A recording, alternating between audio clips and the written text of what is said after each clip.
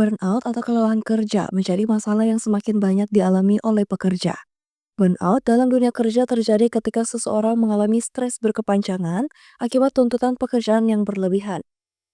Beban kerja yang tinggi menjadi faktor utama yang memicu kondisi ini.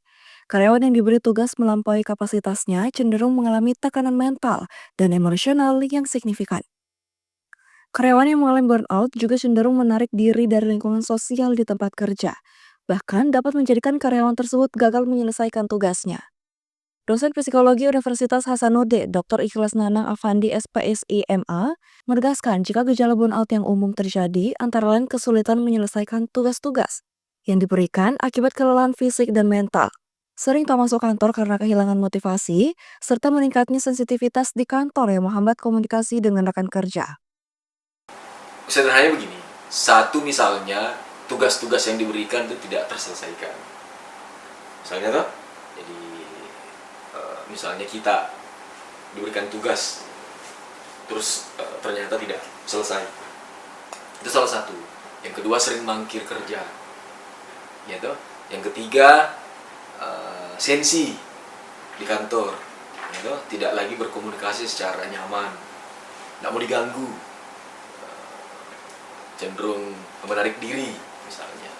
Kalau gejala-gejala begitu tuh teman kantor tuh hati-hati. Kalau penyelesaian itu kan dua pendekatan, Mbak. Yang pertama itu pendekatan personal, penguatan kapasitas individu. Iya toh? Mahasiswa yang bersangkutan itu yang kita berikan penguatan. Jangan mudah stres, bersahabatlah dengan situasi segala macam karena stres itu bagian dari kehidupan. Tidak mungkin orang tidak ada tekanannya. Itu kita kasih tahu tuh. Itu penguatan personal. Yang kedua, penguatan institusional, organisasi. Organisasi itu harus aware juga sama itu. Ihsan menambahkan, dari sisi individu, karyawan perlu membangun kapasitas personal melalui manajemen stres dan peningkatan keterampilan. Sementara dari sisi institusional, perusahaan harus menciptakan pengelolaan beban kerja yang lebih baik, kebijakan kerja yang fleksibel, serta dukungan psikologis bagi karyawan. Jika tidak ditangani dengan baik, kondisi ini dapat mengarah pada stres berat dan menurunnya kinerja. Bahkan, risiko gangguan kesehatan serius seperti depresi dan gangguan kecemasan.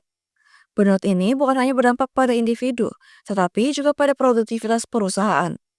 Langkah mencegah dan mengatasi burnout akan mampu menciptakan lingkungan kerja yang lebih baik. Muhammad Syaiful, Unas TV.